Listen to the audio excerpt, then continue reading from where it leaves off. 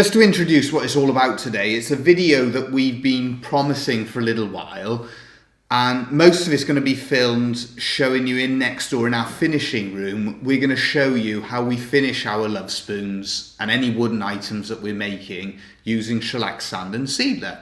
Before we get into that though, first of all we've got to say a big thank you, and that's to Don, because we had a surprise parcel turn up from Missouri in the US. And it's just to say a big thank you. Thank you, Don, for sending this to us.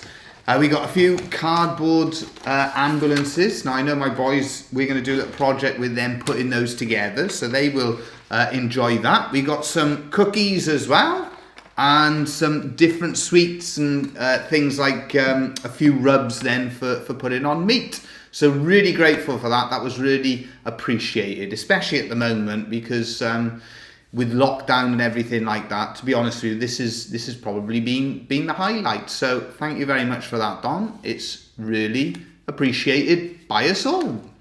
Before we go in next door, let's just go through what you're going to need to finish whatever it is using shellac, sand and sealer.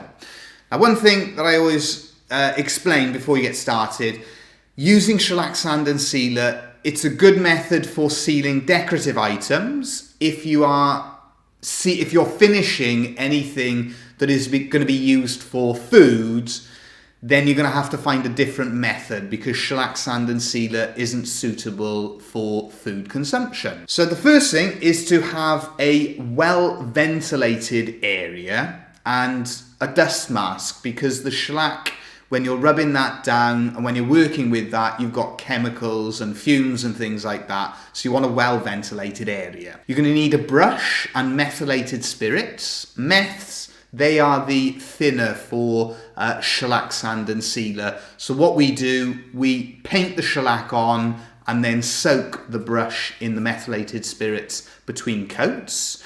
You're going to need your shellac, sand and sealer itself. We use Fiddes Shellac. Different grades of sandpaper. We use P240 and P320.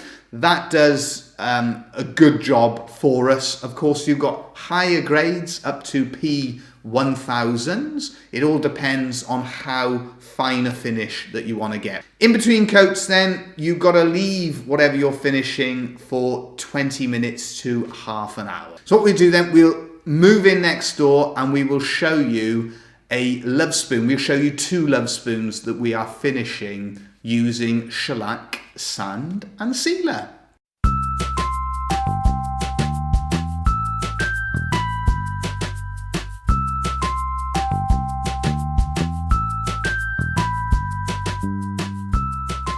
Let's just explain a little bit about the process that you can see us going through.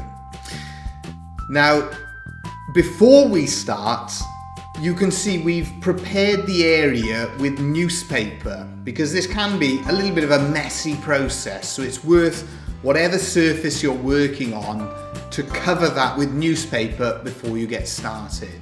You also might want to use an apron to protect your clothes, and then some sort of gloves to protect your hands as well. Just depends how bothered you are about those things. One little tip that I use myself that you might want to try is to rub the spoon down with a P240 or a P320 grade sandpaper or higher before you actually start shellacking the wood itself.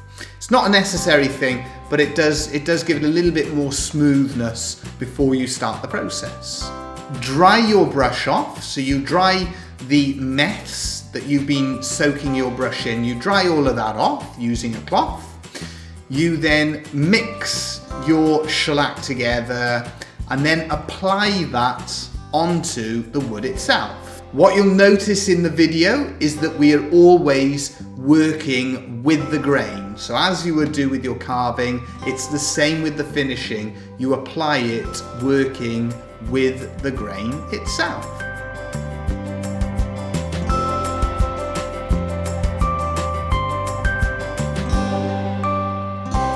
You need to leave the wooden item, whether it's a Lovespoon or whatever you're making, leave it then to dry and to set for, on average, we find 20 minutes to half an hour. It depends on the conditions, it depends on the temperature, the humidity, how long that'll actually take. Once it is then set and you're happy with it, you will notice that the grain has been raised and it will need rubbing down. To rub it down, clean off a lot of the dust that you've rubbed down. You put your second coat on, leave it to cure again. Again, 20 minutes to half an hour is around about the minimum that we find for that. And then you apply your third coat.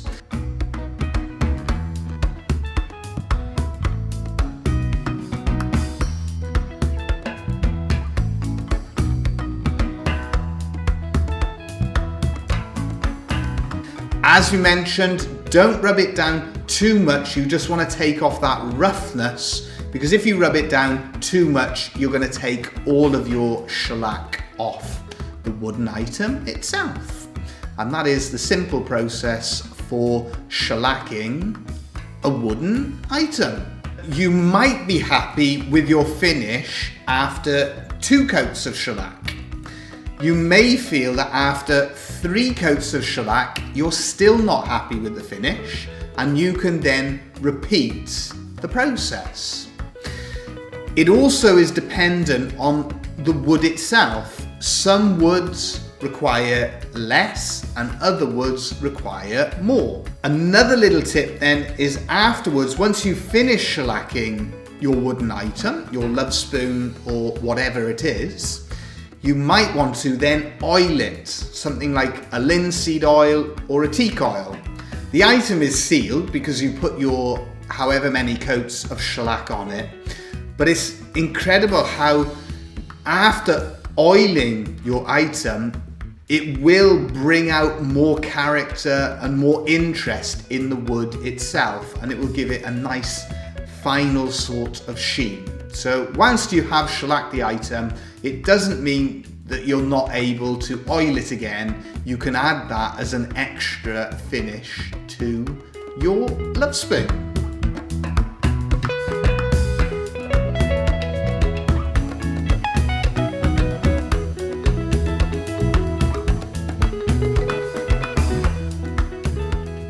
Those are our 2 Lovespoons that we've now shellacked. They've had 3 coats of shellac, sand and sealer.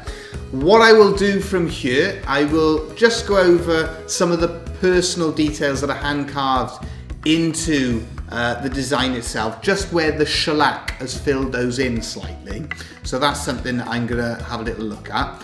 Afterwards then, when they're ready for being posted, which they pretty much are, we will put a coat of oil. We've just oiled them a little bit just to sharpen everything up and to bring out a little bit of the detail of the carving. Hopefully that video is useful and gives you an idea for how we go about finishing our Lovespoons. If you've got any questions about finishing, put them in the comments section below. And any other questions you might have about wood carving and making Lovespoons. And as always, we will be back again soon with more videos. Thank you all again. Don't forget to subscribe, and we'll be back again soon with more videos.